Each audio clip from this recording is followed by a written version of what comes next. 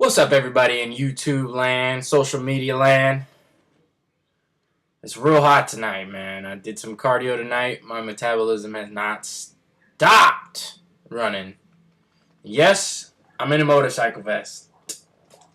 I figured I'd stick with the theme. Just kidding. Yeah, anyway. So, I want to kind of touch on what I see a lot of in general and what I've seen a lot of over the years, which would be fat loss ideologies, ideas, fat loss ideas, what people think fat loss is, what people do to lose fat, and what, kind of the whole thing that surrounds it. Obviously, probably the biggest, most widely known thing is low-carb diets.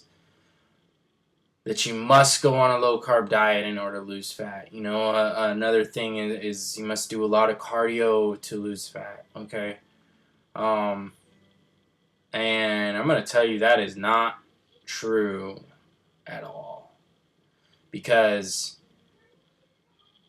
without a balanced diet and without proper training, you're never going to get to where you want to get to. If you have a set goal for yourself, or you're just going to make it a lot harder on yourself to get there.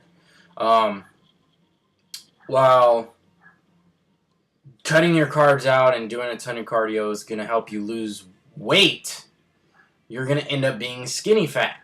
Probably skinny fat, meaning your arms going to jiggle.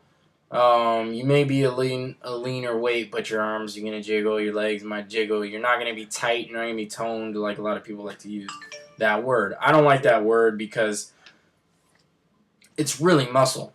And this may be redundant, but I need to touch on it again. So, first of all, these low-carb diets. Everyone wants to cut all their carbs out and replace all their meals with F-wording salads. Okay? Salads. Most of salad is all water. Why? Should be used in addition to food, or if you're going to eat a meal with some salad, typically people put cheese on there and put dressing on there and a bunch of other stuff in there with it that are just going to add extra calories that are really, when you think of it, useless, because when you need to lose fat, you have to be in some type of caloric restriction of some kind. Your body has to be craving calories in order for you to be burning calories. That's how it draws the fat out, the energy from your body. When you don't give it enough food, it's going to find places to get that energy from. And typically the body's going to use fat if you're doing it the right way.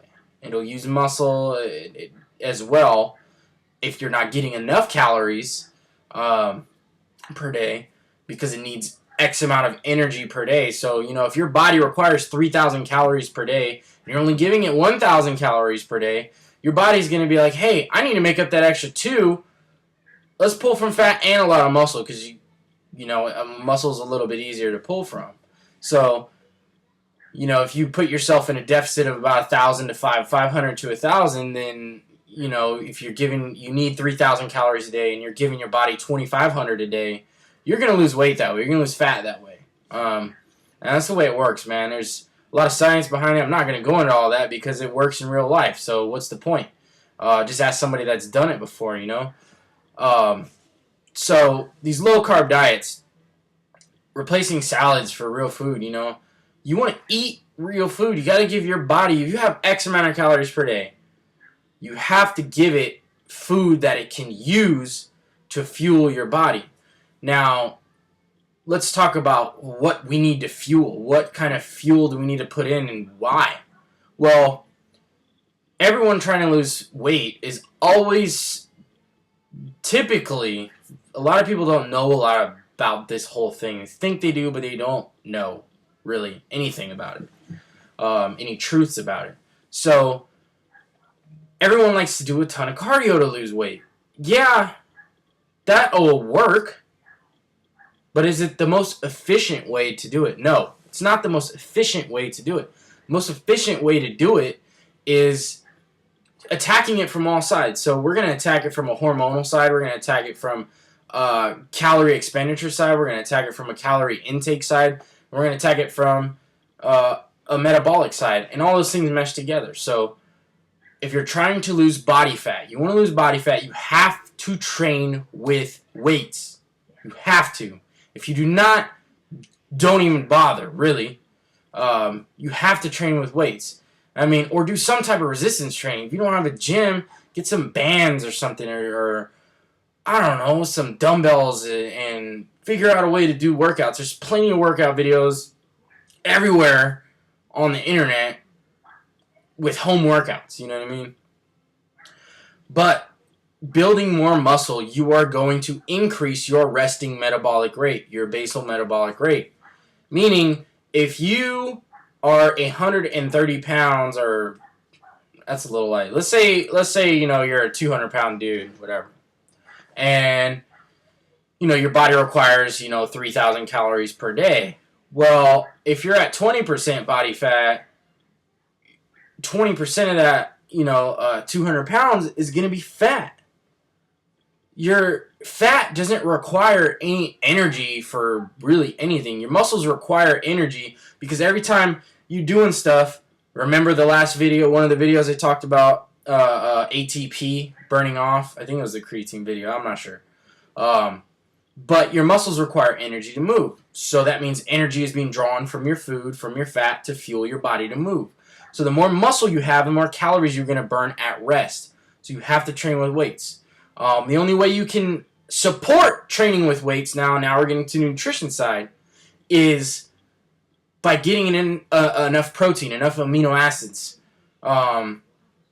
Without that, you're in trouble, because now your weight training is virtually futile because you're not getting enough protein to support that activity. There's a lot of things across the spectrum of what levels of protein you need, whatever. You got to figure out what works for you. You got to figure out how much protein do I need per day to maintain and grow more muscle without putting on any extra fat.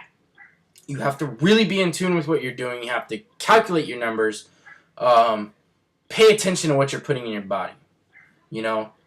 Keeping track of what you're eating. So you got to make sure to try to get protein in with every meal or snack that you have throughout the day. So this whole salad thing is really not going to be too beneficial for you. Unless you're eating like a chicken salad at night or a salmon salad at night. That's great. But you also need carbohydrates, because carbohydrates are going to fuel your body's energy sources so that you can have a good workout in the gym. Now, you don't want to overdo it with your carbohydrates. You can cut them out at night. You can cut down on your sugars. Yes, that includes fruits, sugars from fruits. Do complex carbohydrates. You can search online, complex carbohydrates. Type it into Google. You'll find a ton of stuff. I'm not going to go into detail because there's just so much out there, and it's good for you guys for people that don't understand this, to go and research and learn on their own. So you need carbs. And as far as like fat content goes, fat carries a higher caloric load than the others, protein and carbs. So just watch how much you get in. Don't worry too much about it. It's not that bad. I mean, it makes you sweat. That's why I'm sweating right now. I had a high-fat dinner. I'm sweating like crazy. But make sure you get a balanced diet in. If you don't know about it, start researching, and don't take everybody's advice for, the truth. You have to figure out what works for you. So then when it comes to cardio, you don't go out and do 800 to 1,000 calories of cardio in one session. That's foolish, because you start to burn way too much and you're going to tap into muscle. Therefore, now your workout, weight training, is useless. All the protein you're taking in is really useless because it's being used as energy now through a process called gluconeogenesis, where it uses amino acids as glycogen to refuel your muscles because it's starving for that. So that's why you need carbs. So you see, it's all a big circle. So if you're going to do cardio, start off with, 300 calories a day. That's like 30 minutes of walking on an incline, It's real basic. Don't blow it out and go do, 7 miles or 10 miles. That's stupid. That's ignorant of what works. There's stuff that works out here, And people are doing it, and there are proof of that. So relax on the cardio. Do your weights, do a little bit of cardio. You kind of step your cardio up as your weight loss stops, as it halts. You step your cardio up a little bit, you adjust your food a little bit, and then you wait a couple weeks to see what happens. And that's how it works, you know. This is a game of manipulation. You got to manipulate the numbers on your food. You got to manipulate the time when you eat. You got to manipulate what you eat. You got to manipulate how much cardio you're going to decide to do per day. So, myths of weight loss. You don't have to go completely zero carb, no carb. You do not have to do retarded amounts of calories, you know, from cardio. You know, you don't have to do that. So keep it simple. Start off with a good balanced diet. Figure out your numbers. You know, there's plenty of ways to find those numbers out online. If you absolutely need, you know, some advice on where to go, you can always hit me up. I have like spreadsheets and whatever. But I cannot do like specific diets for free just because it takes a lot of time and I'm a perfectionist, so I gotta make sure I stay on top of it and make sure your diet is perfect for just you, but I would have to charge for those. So anyways, I don't want this to turn into no advertisement, but just so you guys know, don't overdo it on the cardio. You have to weight train, and don't be afraid to explore with your diet a little bit. So that's what I got for you. I tried to keep this short, but it ended up being a little long. As you can tell, I get passionate about this, but you don't have to eat salads to lose weight. You can eat real food. All right, I'll holler at y'all later.